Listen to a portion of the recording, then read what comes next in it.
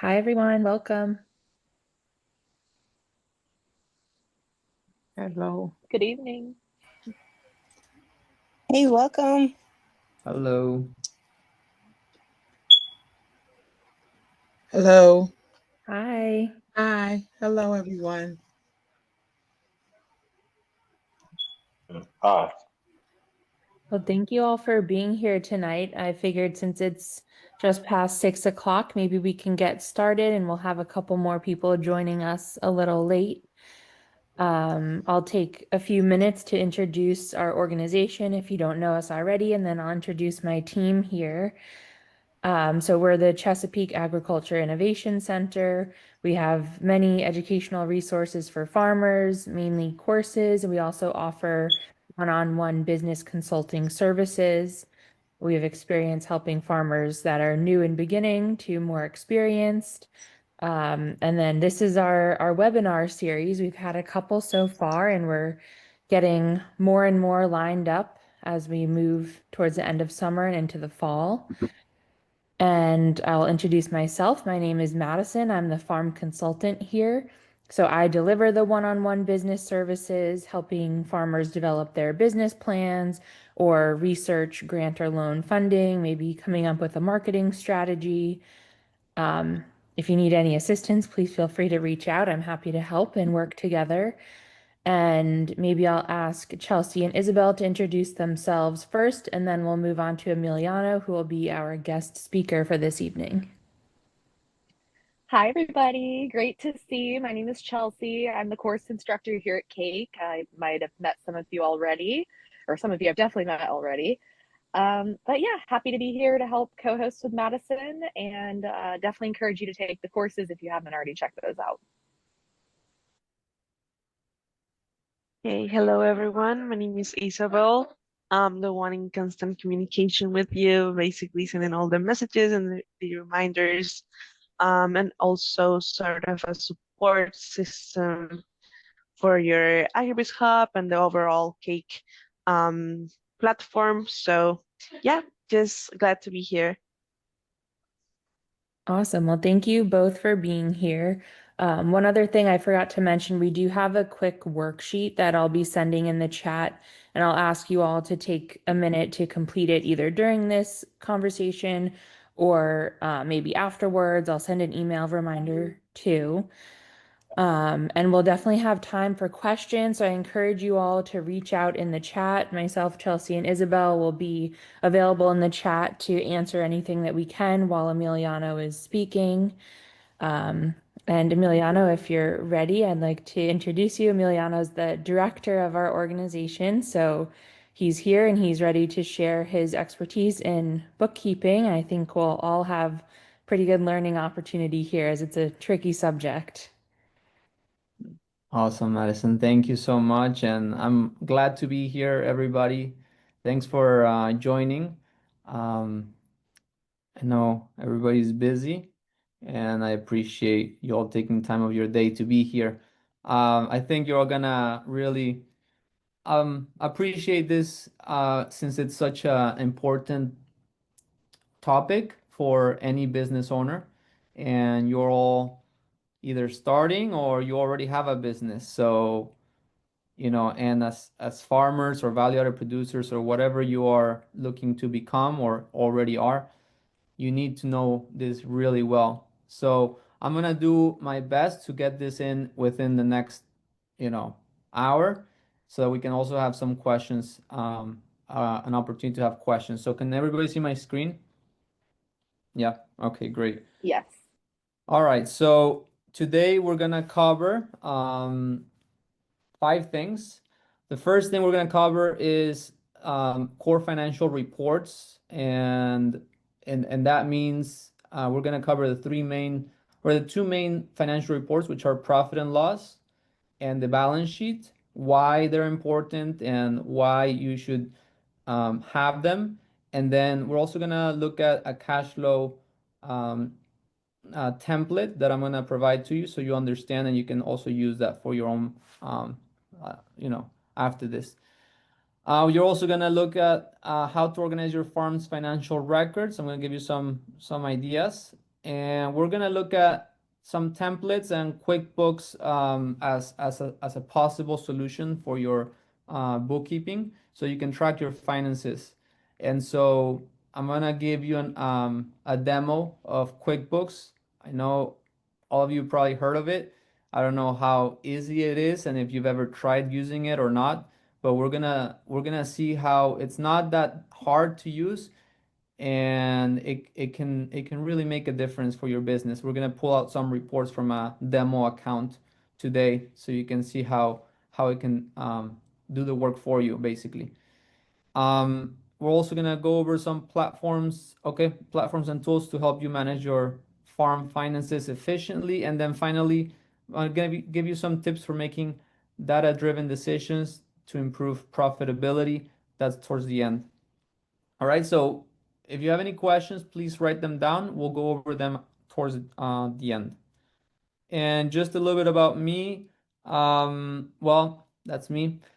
I founded Star Projects, which is my company, and as part of it, I am the director as well at the Ag Innovation Center. I've been doing this for the last 4 years, and basically, for the last 10 years, I've been building and scaling purpose-driven projects from businesses to other types of projects.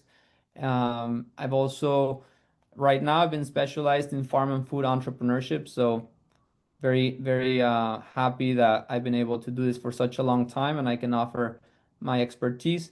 I'm QuickBooks certified and I've been able to help small businesses organize their bookkeeping. And I'm very passionate about helping farmers understand their numbers and grow sustainably. So that's a little bit about me. So without further ado, let's start with this video. I don't know if you'll be able to hear it. So let me stop sharing and share again.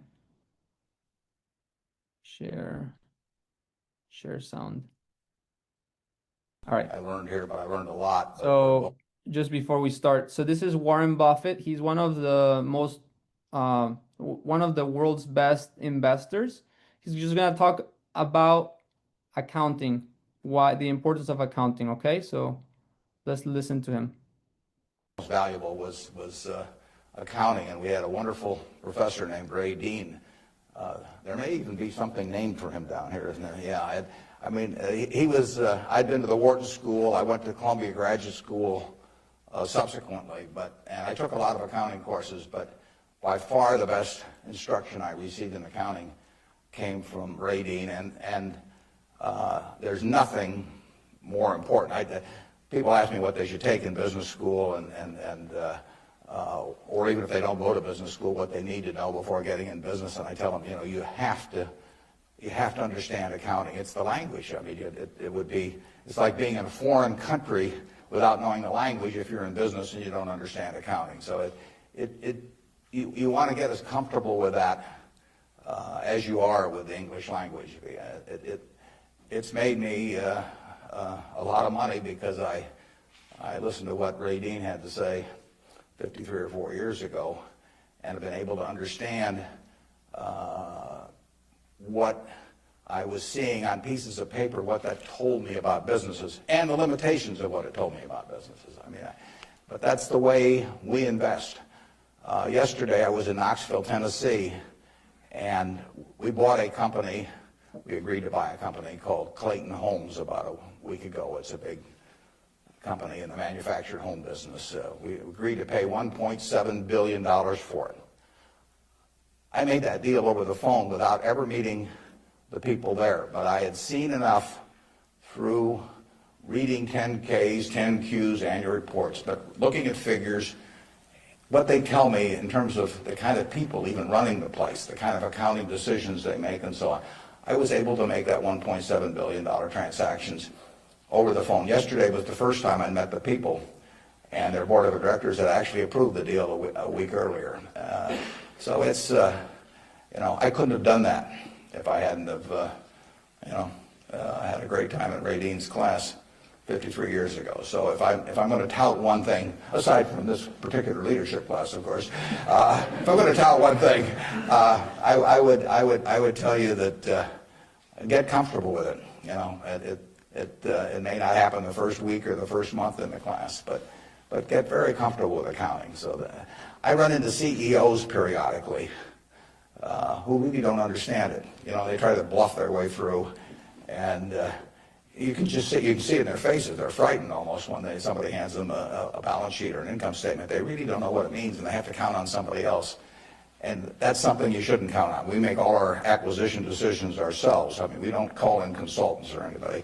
We don't call in investment bankers, much to their disgust.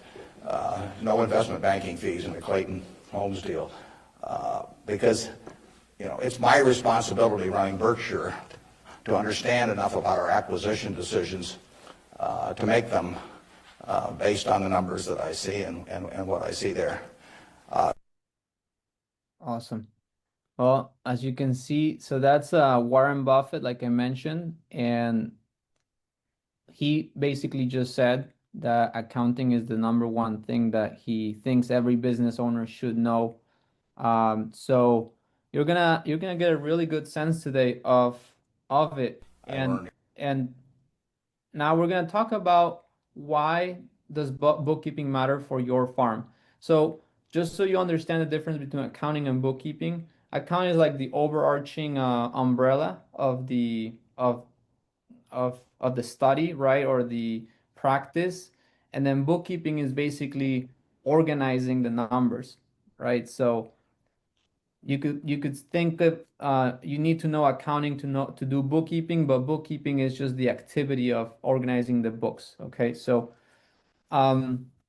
first of all, if you do your bookkeeping for your farm, you're gonna understand the knowledge of you're gonna have current knowledge of your business, your income, your expenses, your assets, your liabilities, and it's gonna, like we just saw, gonna make it easier to make decisions and evaluate solutions to your problems. Okay, so that's one of the reasons why you should be doing your bookkeeping. Another reason is to measure your financial performance, where you can compare your performance to previous months or quarters or years. You can compare yourself to other businesses in the same industry to see how you're doing against business peers. And if you ever want to get credits, grants, or loans or whatever, you're gonna have to show your numbers to the bankers or to the grant managers, and they always will want to see real numbers. If you try to invent them 2 weeks before the grants due or the loan, like, it's gonna be hard for them to really think you're you know you're trustworthy with the money. So that's another reason it's very important. I know a farmer that she she missed on a lot of money because she didn't have her books in order. She had an opportunity, but she didn't. They asked her for her balance sheet and her profit and loss for the last 2 years or 3 years. She didn't have it, and she had to pass on the opportunity. So that's another reason. And then finally, your taxes. Every business needs to report on taxes, and the IRS requires an accurate measure of your income. And they might not audit you, but if at any point they did audit you, it's better that you're prepared, right? You don't want to be in that position where you're doing it because they're auditing you and you don't have your taxes, this ready. Okay, so these are some of the reasons why you should do it. All right. So now we're going to talk about now the profit and loss statement, or income sheet as well, they call it. So or P&L, right, for short. So you can see in many names. So what is a profit and loss statement? It basically shows you how much money your business earned and spent over a period of time, such as a month, a quarter, a year. It could be a day, right? So you can select the time ranges and see how much money you've actually made or lost, basically, right? So that's what a profit and loss statement does. So what's inside this profit and loss? You're gonna find your income or revenue, like how much money you made that month. You're gonna find your cost of goods sold, which we call them COGS. And these are the direct costs of doing business, or the direct cost of making that revenue. Such as, for example, if you're selling flowers, let's just say that you bought the flowers from somebody and you're reselling them, the cost of goods sold is buying the flowers, right? So that's what cost of goods sold is. The rent that you pay to store your flowers, that's not a cost of goods sold. That would be your operating expenses, right? So I missed this one. Your gross profit is basically the revenue minus cost of goods sold. Then you have your operating expenses. This is your marketing, your utilities, your labor, etc. And then you have your net income, which you can call it the bottom line. What's left after all expenses. This is not including like taxes. There's a lot of other things that can be in here as well, but these are like the most important ones. Okay, so why it matters? We talked about it. It shows whether your business is profitable or losing money, and it helps you track trends over time. You can compare with your budgets and make informed decisions. I like to say that it's like a report card for your business, right? So when you went to school, you'd get a report card every class, and you could see whether you're doing good or not good, and your parents can be like, you're not doing well, right? So if you look at your P&L for your business, you can evaluate whether you're passing the grade or you're failing the grade. So see it as that. And so this is just an example of what the profit and loss looks like. I'm sure you've all seen it. But now with this new, what we just looked at, it shouldn't be too difficult to see that first you have the income, like we said. Here you have your cost of goods sold. Here's your gross profit. Here are your expenses. Here's your net operating income. And then here's your net income. Okay, so net operating income is after expenses, this is what you have left, and then there's other expenses, and then after everything, then you have your net income. Again, you don't have taxes here, so there should be as well, you would see taxes here, but in this one, there's no taxes. Okay, so any questions, we'll go at the end because there's a lot to cover, but I hope so far we're doing well. This is specifically a QuickBooks profit and loss statement. Okay, so as you can see here, it's covering from July 1st to the 31st. So this is a monthly balance profit and loss statement. Okay, so you always select the date you want to measure from to the end of the date and whatever dates you want to measure, the start and end date. And then this is just another example of what a profit and loss could look like as well. In this one, I did put a comparison between July and May. Sorry, and May 35th. Yeah, and basically the month of June. So you can see here that it's very easy to compare month to month, year to year, quarter to quarter. It just basically you can see side by side what you've accomplished, and if you spend more one month than the other, you can ask yourself, why did I spend more in one? Like for example, I spent this profit and loss spent 175 in June, and then $390 in July for legal and professional services. I mean, it's not a big difference, but you can see a change percentage of 122% change.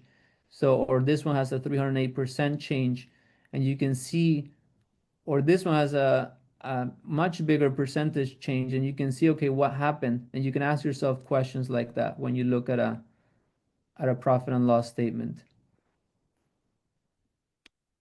Okay, the next one we're gonna cover is the balance sheet. Okay, I see Miriam has a question. Miriam, you want to ask, and if it's, I might need to move on, but let's try it. Do you want us to wait at the end for us to ask a Yeah, question? you know or- what? Let's do Yeah. that just Okay, because otherwise sure, we sure, might get stuck. no problem. There's too much to cover. All right. So here we have the balance sheet, okay? So the balance sheet is, instead of it being a range like start and then date, this is just a snapshot of a specific point in time in your business. It could be a snapshot of today, or it could be what happened, where were you at last year on December 31st, okay?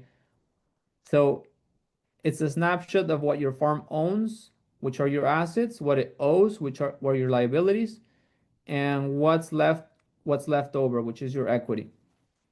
Okay? So this is really important to understand your current financial standing for your farm or for your business. Why it matters? It matters because it gauges your financial health and stability at a glance. Okay? I'll tell you why in just a second. It also helps assess your liquidity and risks. Are all your short-term obligations covered or long-term? Right?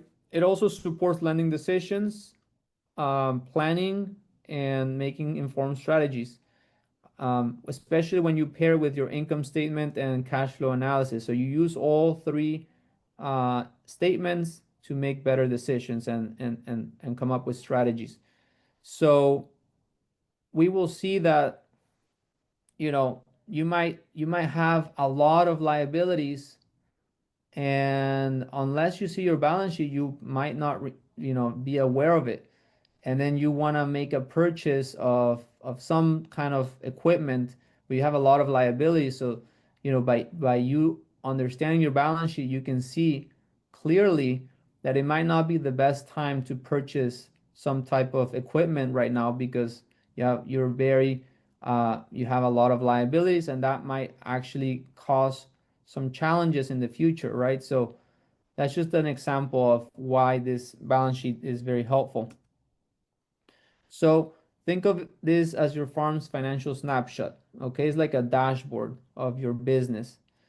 Unlike the profit and loss, this doesn't show performance over time. It's just what's here and owed today. Okay, so keep that in mind.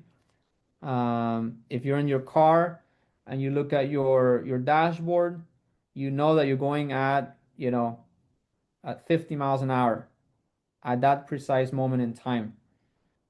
And if you were to look at it 10 minutes from now, you might be going at 60 miles an hour. That's what's in that moment. Okay, so that's what this is. That's what the balance sheet is.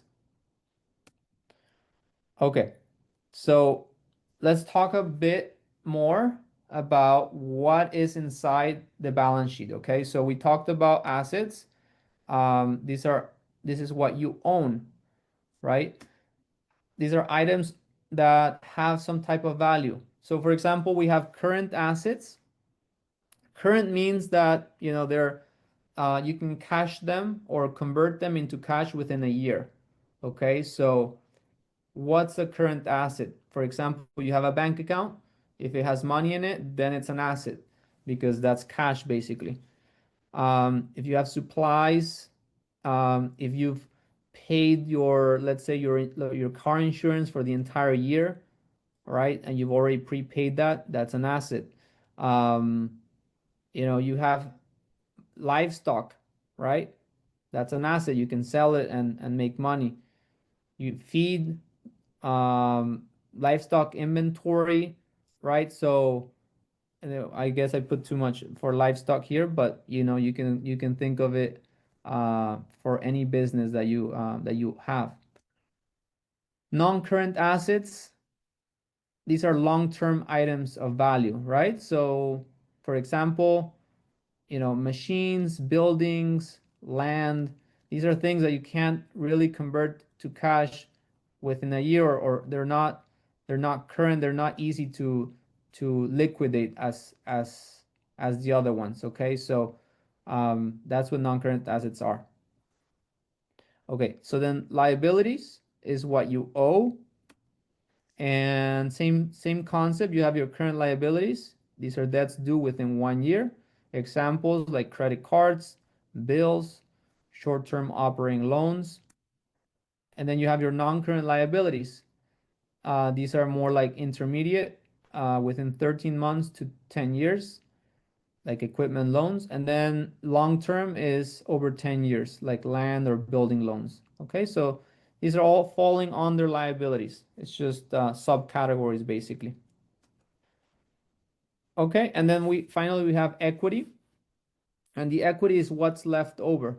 Okay, so this is more of like, how much do you actually own, or how much is the owner in debt, or has put into the business? Because at the end of the day, if you're the one investing in it, you want to know how much have you put into the business, and how much is it going to be paid at some point to you, right? The business should be paying it to you back. So you have your owner's investment and contribution, which is the money that you're putting into the business. Retained earnings, which are basically from the profits you reinvest back into the business, and that is called a retained earning. And then you have owner's withdrawals, which is when you take money out of the business, right? So you have owner's contribution and owner's withdrawal, and then you have the retained earnings. These are just some examples of what's in the balance sheet. There's more things in it, but these are just like the most common ones. And just so you have this in mind, this might be a little challenging to understand at first, but at the end of the day, once you understand it, makes a big difference, because at the end of the day, assets equals liabilities plus equity. Okay, so they need to balance. At the end of the day, if you add your liabilities plus your equity, that's what you own, which are your assets, right? You either financed it with a liability, the bank helped you, or you put it with equity. So you see how it equates. What you put in is what you own. Either you put it from your pocket, or you got a loan or whatever, and it's a liability, then it's still what you put. It's still like one part, and then the other part is what you actually own. Okay, so that equation is tricky at first to comprehend. Took me a while to understand it, but after a while, it starts making more sense. Okay. And so this is just like the balance sheet again, like we saw in the profit and loss. Again, we have assets at the top. Okay, here's your current assets, your bank accounts. Here's your accounts receivables, which is another category that we didn't see, but I told you there was more. All right, and then we have here fixed assets, and then we have liabilities at the bottom, right? Here's liabilities. Your current liabilities, which here are your credit cards, accounts payables. You have long-term liabilities, and then finally at the end you have your equity. Okay, so you see I told you that they balance. You have $23,436.29 for assets, and then total for liabilities and equities is the same amount. So they need to balance. So a lot of times when a bookkeeper is doing their work and the balance sheet is not balancing out, that's where they have to go back and look and see where is the mistake, and that's where it can get tricky, because at the end of the day you have to, it requires a lot of consistency. That's, I think, the word, to make sure your balance sheet and your profit and loss are constantly being updated, because you're constantly doing things in your business, either making money or spending money. Okay, really quick, you've probably heard of this word, chart of accounts, or COA. It's basically a fancy word for saying, your list of accounts that organize all your, basically it's like your framework for your business. Okay, so basically it's these same things. There's categories inside of revenue. So you wanna, when you're building your chart of accounts, you wanna think of like, okay, what type of revenue do I have in my business? Right? Do I Do I sell things to wholesale buyers? Do I sell things to, directly to consumers at farmers markets? How do I want to organize my chart of accounts so it's so that I can understand it better, and maybe later for IRS purposes I can easily transfer that to the schedule F, which is my farm, for taxes you need to fill that out for as a farmer. So this chart of accounts makes it easier when you think of it really thoroughly and decide, okay, these are my revenues, these are my expenses, and you can always add more to your chart of accounts. But it's good to have a good framework for your business. So again, expenses, assets, liabilities, and owner's equity. These are the types of categories, and then within each category you can have multiple accounts, right? So in expenses, you could have your, you know, eh, car car payments as an expense, right? You could have your rent as an expense. You could have your marketing as an expense, right? But you wouldn't put marketing under revenue because revenue is income and marketing is an expense. So you have to make sure that you're putting them under the right category. There's only 5 categories in the chart of accounts.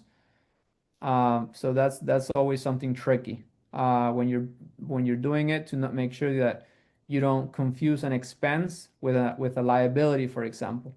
They're different. But that might be a little once you're doing it, you'll figure out what I'm talking about. Okay, like I said earlier, it's like your financial framework for your business.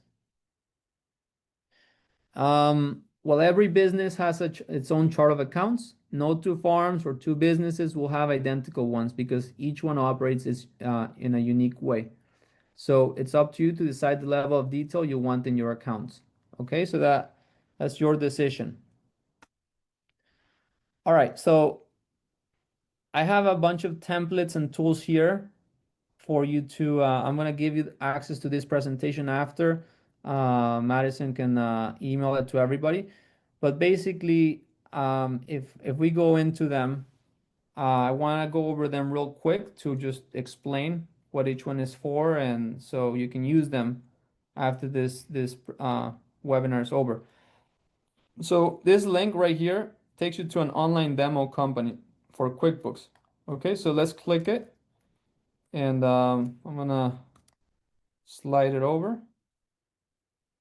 All right, so that's what where it takes us. So you're just gonna have to click I'm not a robot, and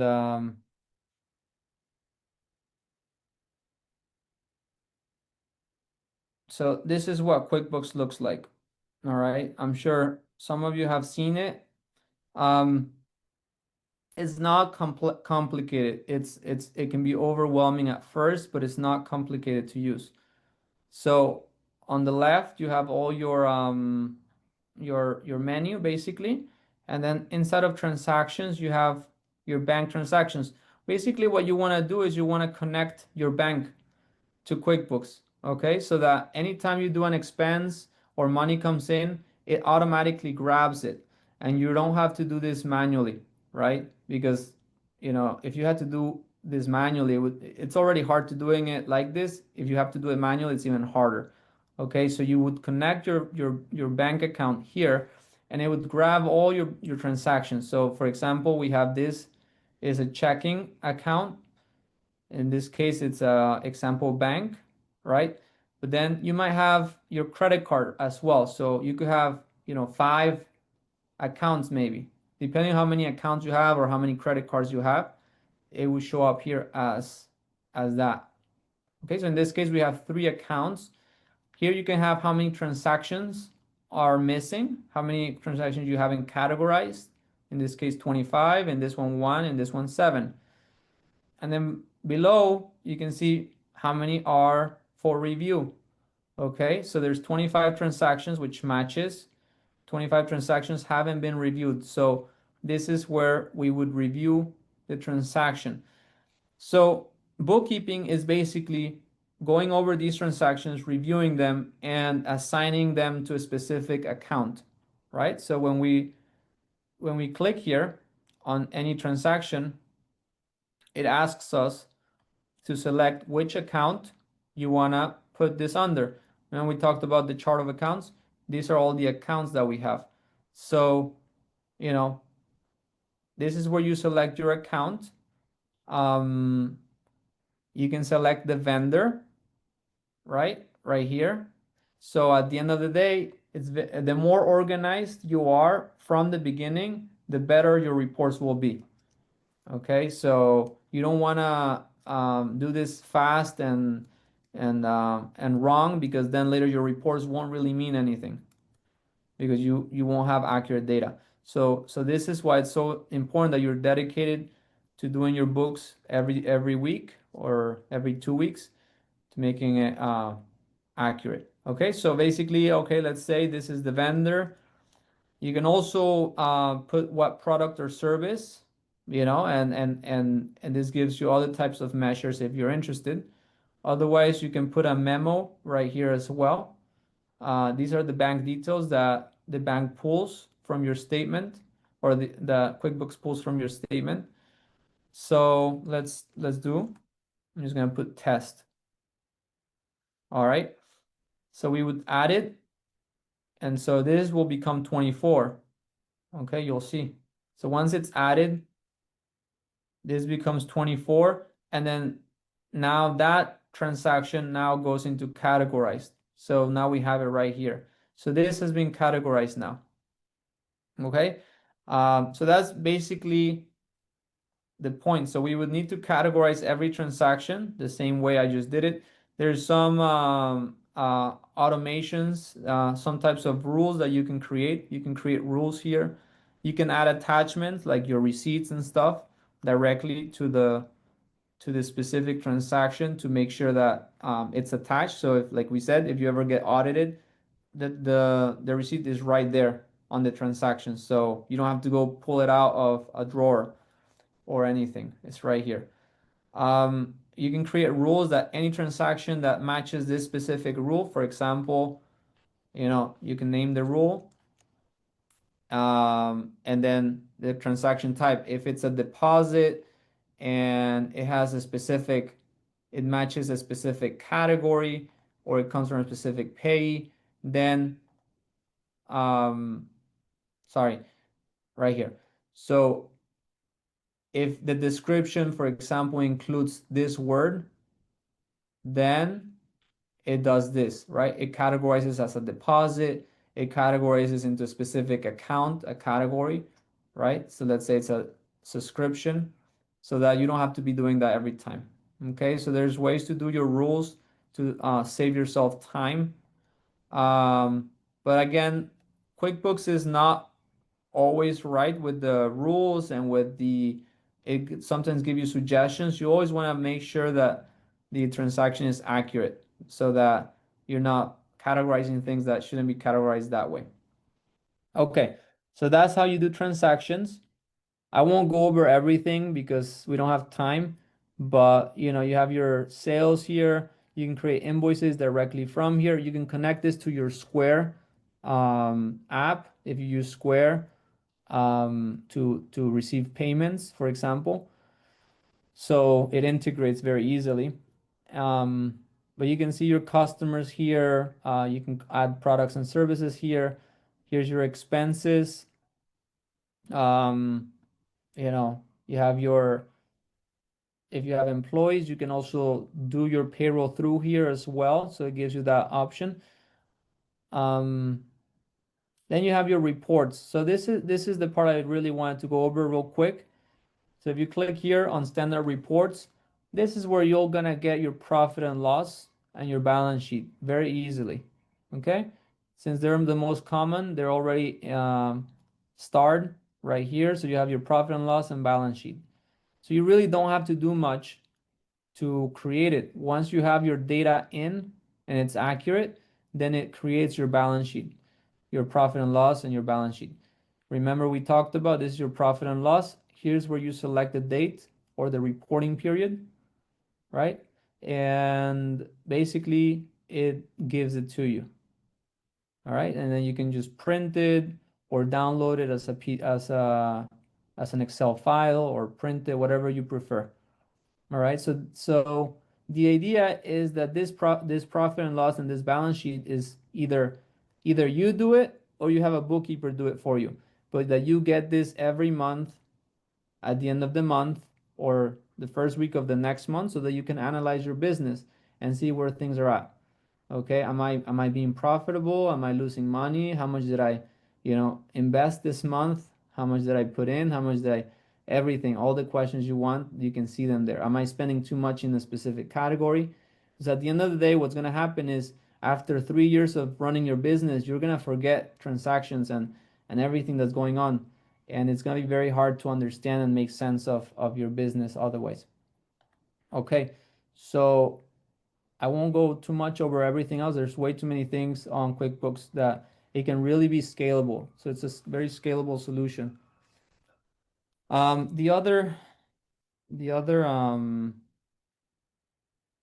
template that I wanted to show you is cash flow tracker. So let's go over this one real quick. Hyperlink, open hyperlink. Okay, so I basically downloaded it. Here it is. So this one is a template that you can use as well if in case you're not ready to use QuickBooks and you want to do something a little more, a little easier, I guess. But this won't categorize your transactions. This is just mainly to see your cash flow and to see your money flowing in and flowing out, kind of like a profit and loss in a way per month. It's more like a cash flow statement. So you can add here, specifically, like you're just getting started. Let's say you're starting with $1,000, so it tells you you have $1,000 right here. Let's say in August you sold $500, and in September you sold $800. So you see the money is being added. So you can track your cash flow this way. Let's say you paid advertising, $100, and for rent you paid 400 and 400. So you can see here at the bottom how much money you have left at the end of the month, cash on hand. Okay, so it's a pretty neat tool that you can use to help you track your cash flow. And we won't be going over the cash flow statement today, but this is basically a substitute for that cash flow statement that can be very helpful and useful. So you basically import from your profit and loss, put the numbers in here, and you can see where you're at. All right, so that's another tool I gave you. Here there's I'm just gonna open them all real quick so you see what's in it. Here you have the balance sheet, basically. So if you don't want to use QuickBooks again, you have your balance sheet right here. You can practice creating your own balance sheet and adding your numbers, and it will give it to you, right? So it's just a template. And then you have your profit and loss template as well, same thing. Let me open it. All right, here. All right, your profit and loss, it's just a template again. In case you don't want to use software, you can use something like this. And you have your chart of accounts reference. So I included this one because I know that as you build your chart of accounts, you're gonna want to see what other accounts are there and get yourself ideas. So for example, here's your assets. If you're a farmer, you have a lot of options to add to your assets, right? And here's your liabilities. Here's your income accounts. So you can take a look and get ideas of what to add to your chart of accounts. Okay, so it's a pretty long list of accounts for you to use. All right. let's go back to the presentation. All right, so how to organize your farm's financial records. First of all, I would say make sure you have a bank account that's dedicated to your business. Okay, it's so easy to just use your personal bank account, and I know I did it for a long time, and it's complex to at the end of the year divide business and personal. So if you just have a business bank account, it will separate them automatically. Well, as long as you're diligent of using your cards, which is the second part. Make sure your cards are distinguishable. So if you have your personal card and your business card and they look very similar, put a label on it or mark it with a note. Do something to make sure so you don't get confused. All right, so that's step number one if you haven't done this already. Now, all the receipts for gas, for any restaurants that you're going to deduct or anything, make sure you either take a photo and add those photos to a folder. And if you have QuickBooks, make sure they're attached to the transaction or save them. All right, so make sure you're saving them and you're being organized about it. No, it's not easy, but it does. In the long term, it's going to be helpful that you get in the habit of those receipts being careful about storing them. Again, don't wait till tax season to do your books, right? Your transactions. Make sure you're building the habit now to organize them, to go through each transaction every month. You should have your transactions all categorized so you know what's going on with your business. And then I would say build a simple chart of accounts that fits your farm or whatever you're doing to categorize your income and expenses. So those are some things to organize your farm's financial records. All right, the last thing we're gonna go over is just a little question. I have 3 questions here. This one is an example where I'm asking myself, am I making profit? Or it's an example, right?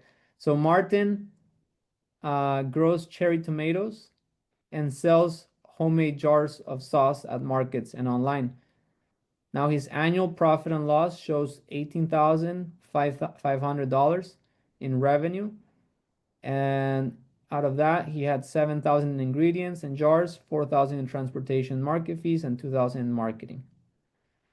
All right, so the question is, what is Martin's net profit for the year, and can he afford to pay himself $1,000 a month with his business? All right, so based on what you've learned, or this is more like common sense, I guess, I don't know. You don't have to do the profit and loss or balance sheet, but it should make it easier to understand this question. So who wants to answer the question? Like, go ahead and take a minute to answer this. Can he afford to pay himself $1,000 with his business?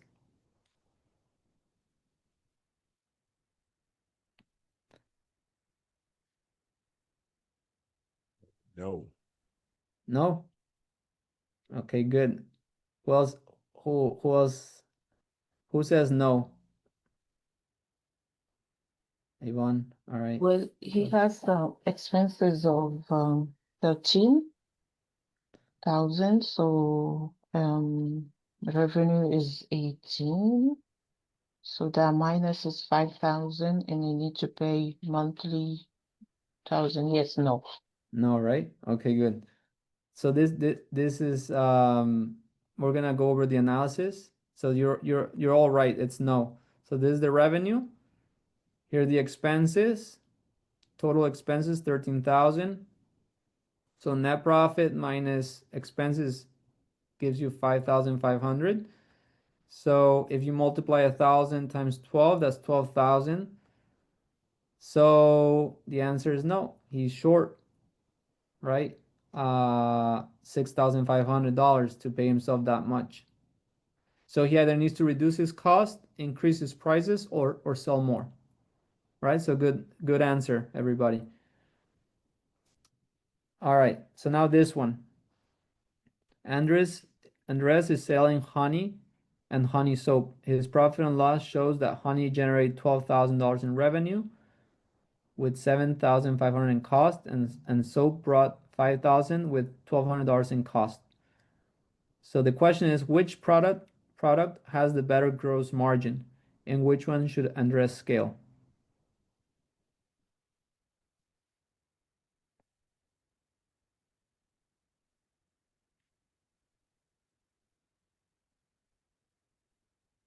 So take a minute and then let me know which one should he scale.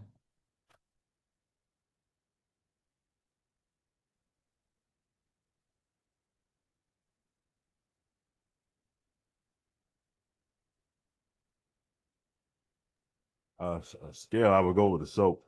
Soap? Yep. Okay. Anybody else has a different answer?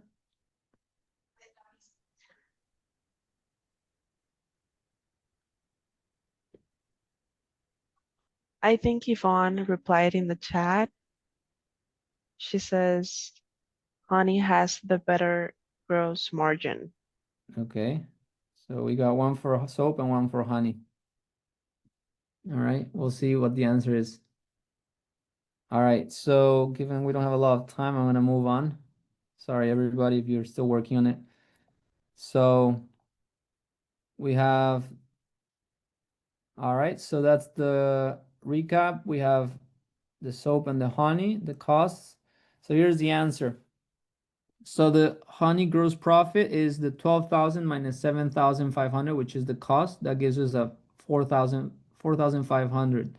So the margin for the honey is, to get the margin, you divide the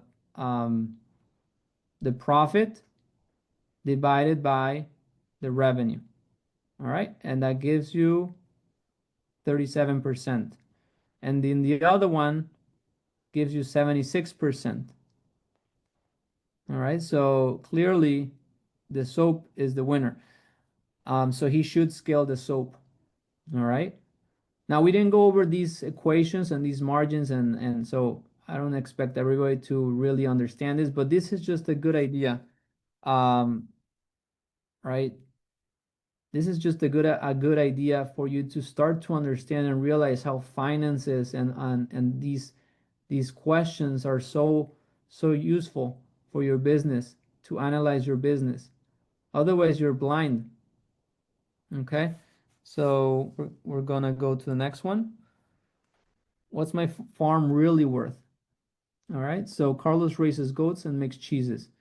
His balance sheet shows that his land as an asset has $120,000. His barn has $25,000. He has equipment worth 8,000 and loans payables for 50,000. The loans is the liability. All right, so what is Carlos' equity? And what does the number tell us about the health of his business? So what is his equity?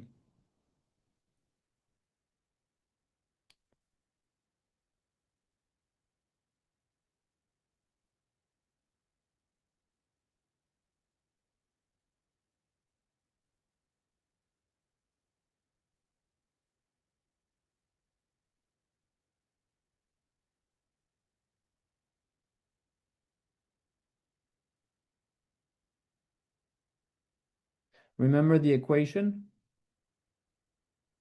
The accounting equation? Assets equals liabilities plus equity. So we're gonna do the analysis. So I think it's You have an answer? Go ahead before I show it. yeah, I think it's 103. One or what? 103. 103. Okay. Anybody else has an answer?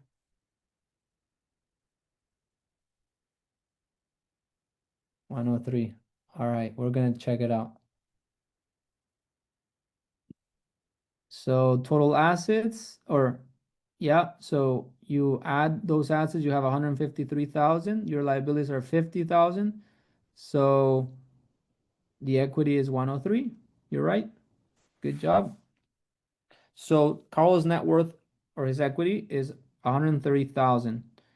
This is the portion of the business that he owns outright. It's useful when applying for loans or evaluating the overall strength of the business. All right. These are just very simple examples or case studies, but you can use this for your farm, for your business, for anything, and either use these same examples or come up with new ones for yourself. All right, whatever you're dealing with. So these are the tips for making data-driven decisions that improve profitability. So what makes a decision data-driven is that you're using your numbers, not your feelings, and that's what you do to decide. So for example, what to cut, like high cost with low return, or what to keep or expand, whatever has high margin products, for example, or when to hold off or invest. You look at your cash flow and you'll see if you're ready to invest, right? So these are just overall from a high level ideas, okay? You can go in a lot deeper. Now I want to leave you with this question. Think about a decision you've been avoiding, something that you haven't had numbers for, and ask yourself what data would help me decide with more confidence. Right? So keep yourself that question, and if you can answer it later today or even right now, just have that in mind. And then finally, profitability isn't about working harder, right? It's about reading your numbers and making better bets or better decisions. So if you're not being profitable, it's better to sit down and see the numbers and see what you're going to cut off, where you're going to expand, where you're going to continue, um, and improving every day. Every day you make better decisions. All right, so we have 2 more minutes before 7. So I want to see if there's any questions. So I guess that's my information as well. So you Thank can you. always reach out to me. Thank you so much. We have a couple questions that came up in the chat, so I just compiled them. Uh-huh. And I'm going to send them again if you wanted to take a look at those, and then I'm sure we might have a couple additional questions as well. Okay. So why don't Kathy, I see her hands up. Do you have a question? Or is that from the past? Yeah, that's from the past. I try to lower it. I think it's hung up. But Okay. my question's on the list that Madison sent to you. Okay. Where is that list, Madison, that you sent me? I just sent it in the chat in here, but I can send it to you individually as well. Okay. Why don't you read them? Oh, I see them. Do you want me to read them? Sure. Okay, so first question we have, how is prepaying your auto policy an asset and not a loss? You can't sell it. Right. So that's a prepaid expense. So it's basically if you were to sell your business, the next person that gets the business will have that credit basically, so they don't have to pay it. That's why it's an asset. That's the short answer. You definitely have to pay it, and it's going to be a transaction, right? But it counts as an asset, especially when it's not everything's an asset, right? If you buy a marker and you have a marker in your office, that's not an asset. That's just an expense, and you mark as an expense. But if it's like post $2,500, for example, it depends how you want to measure it. Then it can be an asset. So in this case, maybe the auto policy is $1,000 or $1,200. Maybe you want to consider that an asset. Depends on your situation. Everybody's different. Thank you. All right, the next question, if you have two farms, does it have to be two separate accounting books?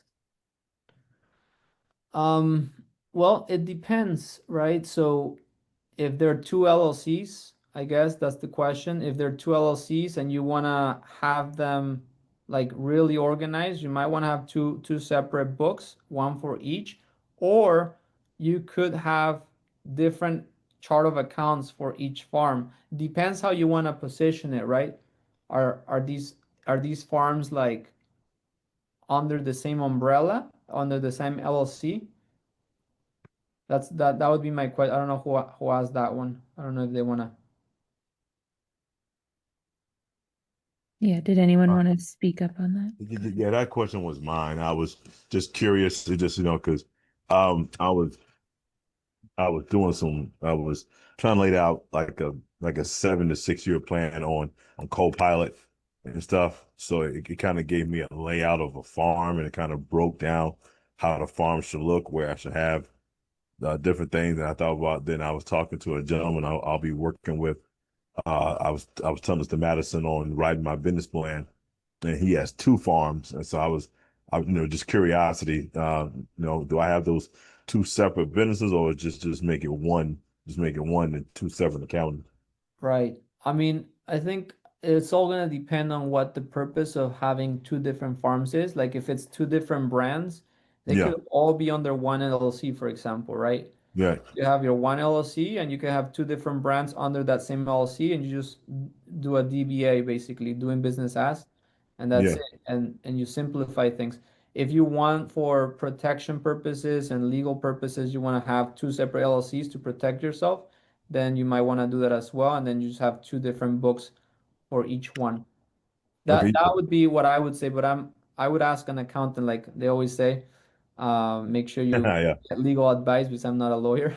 Yeah, and that just so that because like I told Madison, like, I told her I was looking at the farming aspect of it. So I know certain farmers have it under one thing, and they grow kind of multiple crops. Then you have some farmers, they they separate the farms. Uh-huh. Yeah. Yeah. Within QuickBooks, you can have like categories. You can categorize stuff and you can have different classes, right? So let's say one class could be farm A and another class could be farm B. So when Okay. you're categorizing, you can have both classes separate, and then when you do your balance sheet, you can select only class A, so only this business basically, right? So Okay. so there is ways to doing it within QuickBooks like that if you'd like. So again, it depends how you want to structure your business and once you have a good solid structure that you're happy with, then all it's very easy to just figure out. You just need to tell the bookkeeper or the accountant, I want it this way because that's what I already discussed with the accountant or the lawyer. Okay. Once you have it, then it's just very easy to set up. Okay. Thank you. Yeah, you're welcome. Awesome. So the next question that we have, which legal structure provides optimal protection and funding flexibility? So LLC, cooperative, or nonprofit? And that could potentially be a legal question as well, but Yeah. I mean, I think this one, again, it depends on what your purposes are. So a nonprofit is like the name says, it's a nonprofit compared to an LLC. It's not for profit, right? So if your goal, for example, is to get grants and do something for the community, you might want to do a nonprofit, right? If your goal is to make money, the LLC is probably the best bet. The cooperatives are basically LLCs, right? There's not like it's a different. I mean, maybe there is. Last time I checked, they were LLCs with a cooperative status. Uh, a cooperative is basically working with other like it's like a form, a structure that allows you to work with other people and work together, and there's different bylaws. And so the easiest thing I would say is an LLC, just because it's the easiest. A nonprofit is also an LLC that then later becomes a nonprofit. So first thing I would do if I were to start a business is open an LLC, create a bank account, and then that's your first step. After, you can decide whether you want to become a nonprofit, you want to create an S corp status, which is another type of. So again, depends on your purpose for your business. But I know there's LLCs that can get grants too. That's the thing, like especially with USDA. LLCs get grants all the time. So you don't have to worry about if you want to get grants with an LLC, that's possible as well. Okay, and then another question from the same person. What level of financial reporting will satisfy investor expectations and conventional oversight, monthly, quarterly, or annual? I mean, it depends, especially if you want to have an investor that if somebody's putting money in your business, they might want to see a monthly report, right? They want to see how their money is doing. There's different types of investors. Everybody's different. I think you have to have a conversation with them and ask them what do they feel comfortable with. I mean, for example, with the uh, with the banks, for example, they either require annual or quarterly. I don't think they require monthly. They want to see overall for the last 3 years, for example, what's your annual balance sheet or profit and loss, right? They want to see how much money you made, how much expenses you had. They want to see if you can afford to pay them back. So I think an annual for banks is sufficient. But investors, I think it depends on every investor. Okay, thank you. And then we have three more questions in the chat. One, does QuickBooks have the ability to show the graphics on the dashboard, visually showing how well you're doing? Yeah, I believe they definitely, yeah, you can see it. Let's see if I can just pull it up real quick. I don't know if this one has it.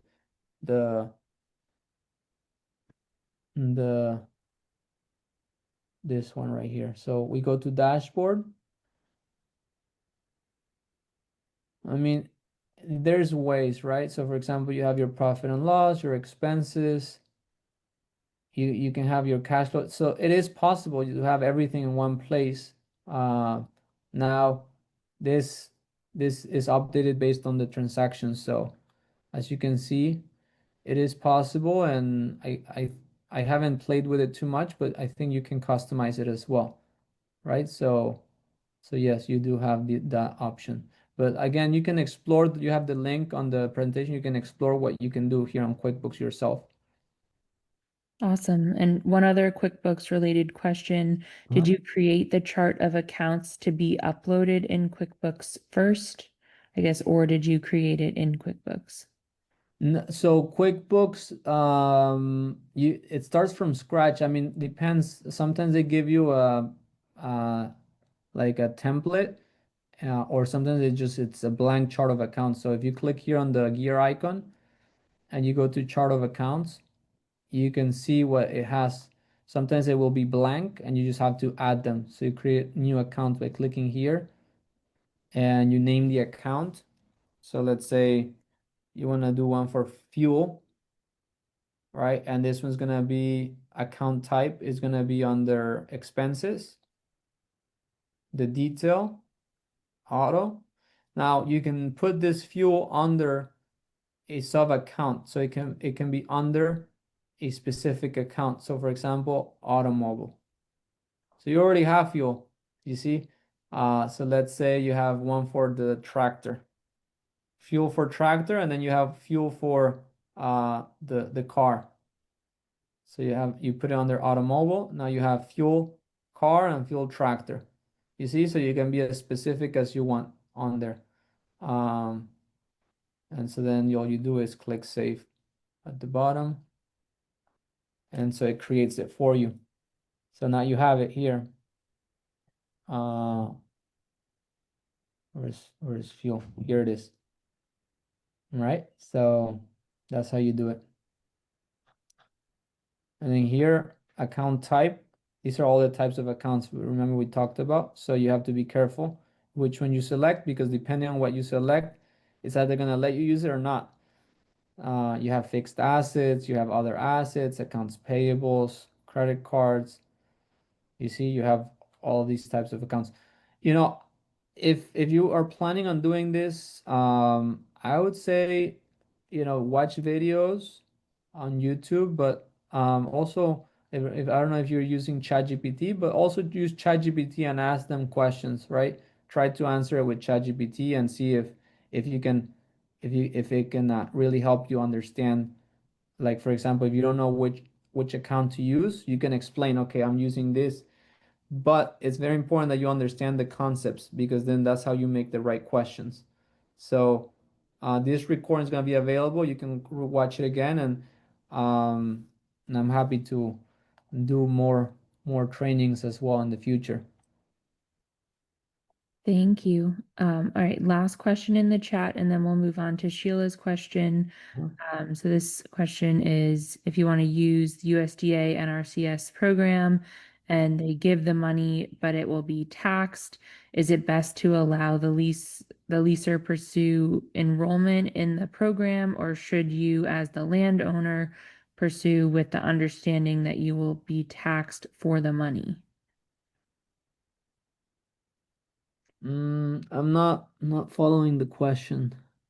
Let's see. Well, basically, I was just wondering, since you had touched on taxes and, account, well, you lightly touched on that. So I was just wondering, um, if you can enroll in these programs, these government programs, but you'll be taxed, how does that hit your accounting? Does that make a great impact, or you just, kind of forego that because you're not trying to get taxed on the subsidies that the grants are offered, grants offered? Do you understand what I'm saying? Yeah. Hmm. I mean, I'm not 100% familiar how the grants work. I do think they are taxed, but I don't quote me on that. Okay. I'm not sure, so I'd rather not say it. Um, but I mean, the thing is, the tax, that depends how you see taxes, right? If you see taxes as like if you're making a lot of money, then you're gonna pay more taxes as a good thing because that means that you're making more money. Then, you know, it's how you I guess how you interpret taxes. I think the main thing that has helped me at least is uh, to be prepared to pay taxes um, and pay them quarterly. I mean, I haven't even done it myself for my business because I didn't do it that way, and I end up paying taxes at later and at the end of the year, and it accumulates. So it's better if you can just pay them right away, so you don't have a huge accumulation of taxes by the end of the year, and you can easily, on your QuickBooks, when you pay taxes, you can put that as a tax transaction. I don't know if it's here. Other, it's basically an expense, or it might be another expense. Let's see, or it's an expense. Taxes, right? So you put it as taxes paid.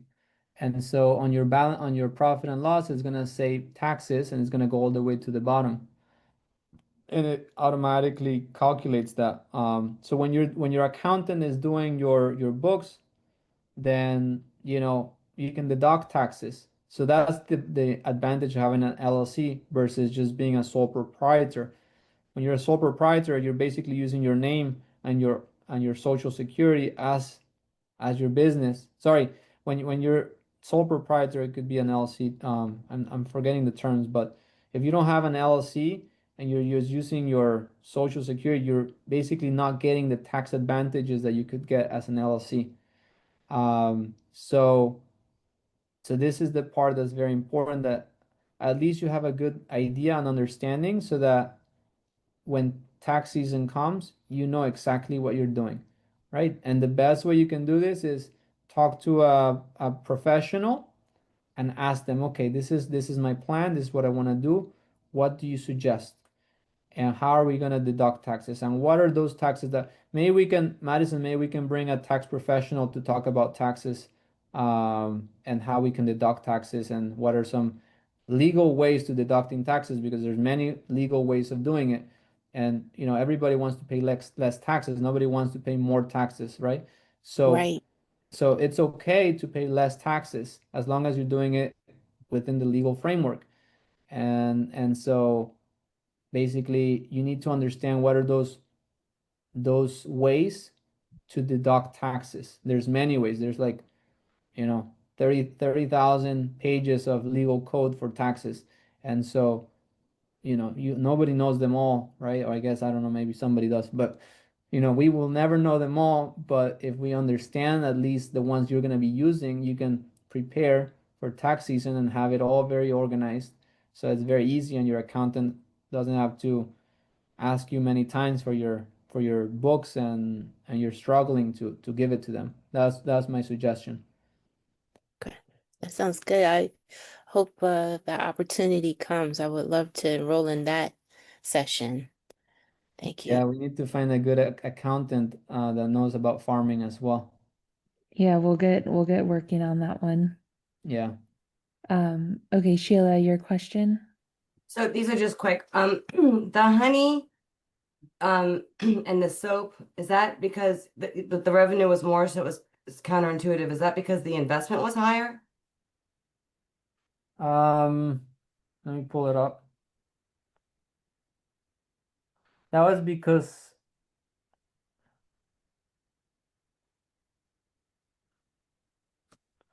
because the profit margin is higher. So is that profit margin lower in the honey because the investment was higher? Or the revenue, Right. It's revenue because it's because the costs against you're charging 5,000 for soap, and for total you made 5,000, but it only costs you 1,200, right? okay. So the costs are lower basically. Oh, okay. Compared to this one. This one you got 12,000, but you paid 7,500. So this is just one way of getting the revenue, the gross margin. So So revenue is what you bring in. yeah. So you Right. brought $12,000 in revenue from the honey, Uh-huh. and you spend 7,500. So you walk away with 4,500. I mean, you do make more, Yeah. but what did it cost you to make this? So maybe, you know, uh, it's a lot more honey that you sold. I don't know. You have to think of it. It's a lot more work. Okay. So yeah, so the investment was higher, whether it was labor or goods or whatever. Okay. Mhm. So that's what the margin is for the Yeah, profit. Okay. exactly. And then does the QuickBooks cost money to use? Yeah, it does. I think the lowest membership is like, here, let's just look it up. QuickBooks costs.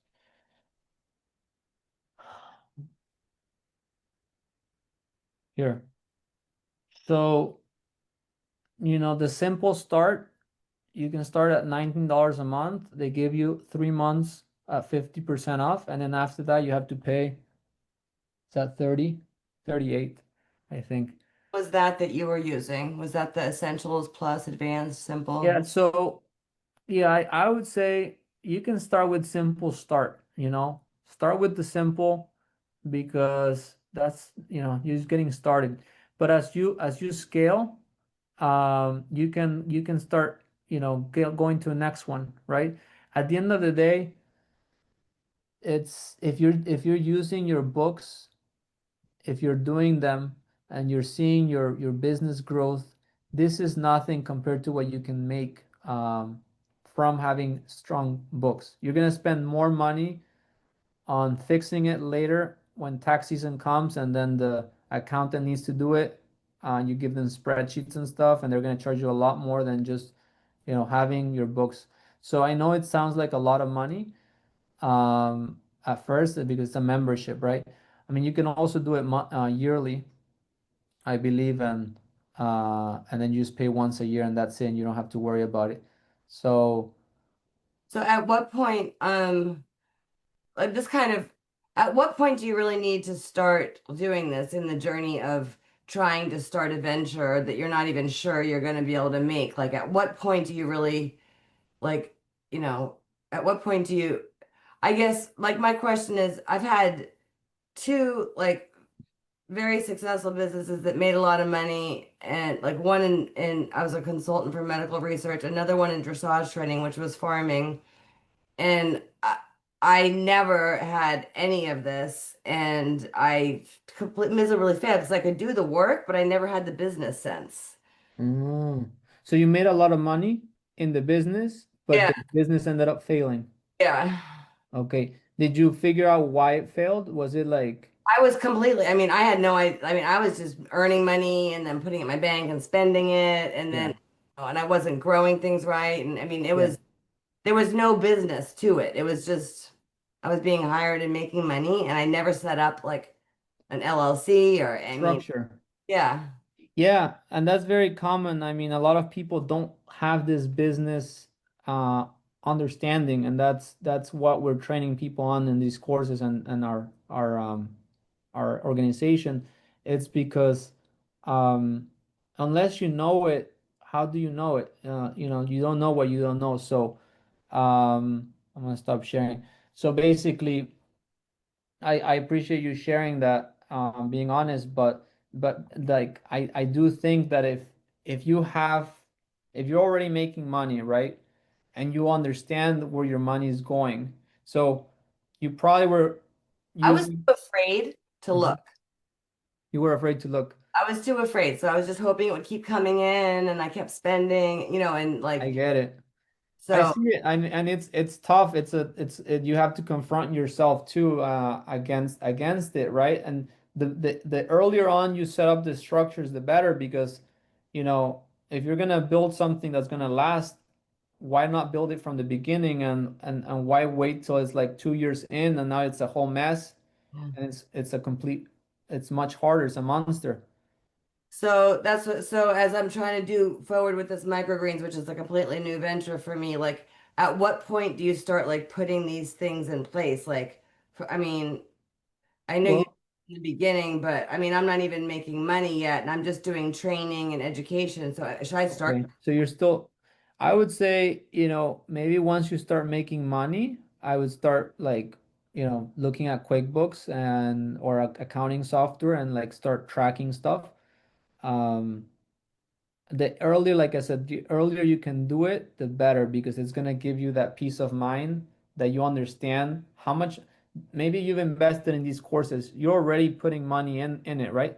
So if you had your books and you could see, okay, profit and loss, I haven't made money for the last year. I've invested $5,000 already in the business. I'm already $5,000 in. And so the only way you were going to be able to see that is by tracking those transactions. And remember to have your bank account business and personal, and not put everything in personal, because then you're going to have your personal in your business and it doesn't make sense. I know it's getting late, and so I won't hold this up, but it would be great to kind of get a better idea, really at what the timing is that you start, because there's got to be a timeline of like of development. Like, at what point do you really start? It's hard to figure that out. And yeah, I mean, like I said, you can do a lot of these things on like on a spreadsheet. Just be diligent again, with keeping track of your expenses. You don't have to use software like this if you haven't even started selling, right? Um, Yeah. so just put your expenses in a spreadsheet. Like, at what point, like, when you're generating this much per month, you should really be doing that, or there's no kind of Mm, nothing to really follow. that's a good question. I mean, I think we could look at suggestions, but I think every business is very different, right? You have your legal considerations that you definitely need to have from the beginning. Like, are you gonna be an LLC? If you're doing business, you need any licenses, you need any permits, like all of that should be done from the beginning before you even start to understand it at least. Um, your financing, where am I gonna get this funded? Consider that, your marketing. So you have all these different areas that you need to consider, at least have a plan. That's why a business plan really helps, because you can think of everything at first, put it all in paper, and not just in paper, in your mind, you can see it, you can visualize it. So the more time you spend doing your business plan, the clearer it becomes to you, the faster you're going to be able to execute with clarity, right? So in your business plan, you could have a timeline. Okay, when I start making this amount of money, I'm going to do this. When I start making this amount, I'm going to hire this person. When I start, and now you have a plan. A lot of people don't have plans, and they just go ahead and try to execute like you shared, and they burn out. And that's what happens to a lot of people. So I do think that a simple business plan with a simple vision of what you want to do Yeah. would be very helpful.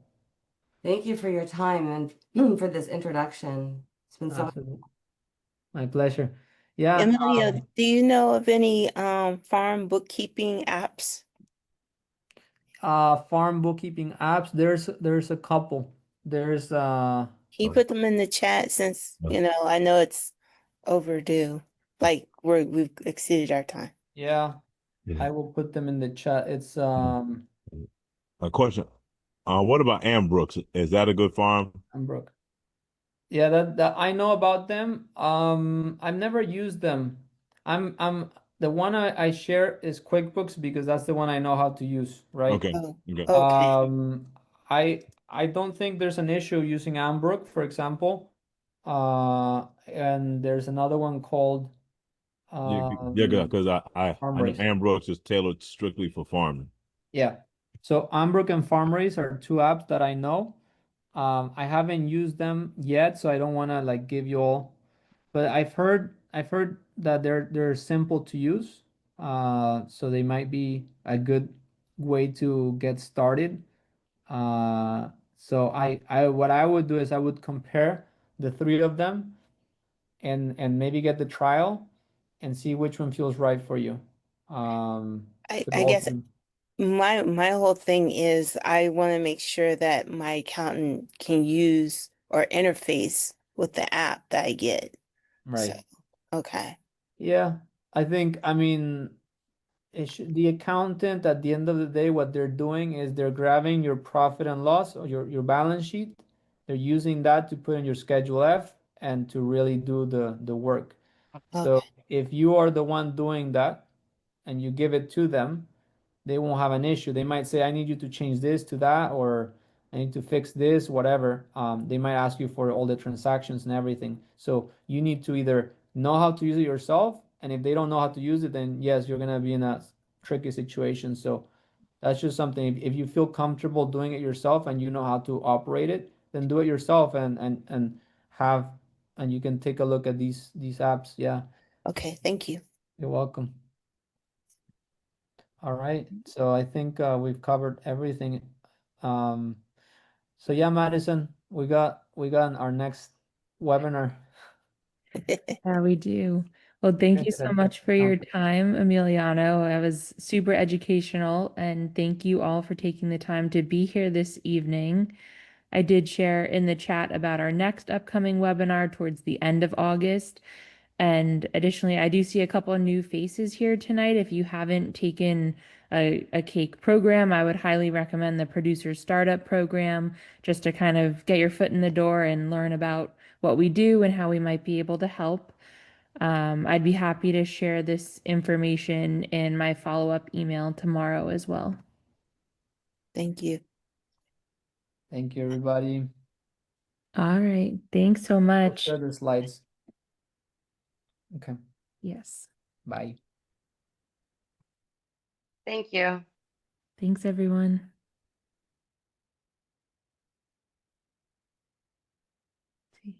Oh, Isabel, would you mind stopping the recording? Oh, I don't have access to that. For some reason, I don't either. Yeah, I'm when we leave, it will just finish. So. Mhm. Okay.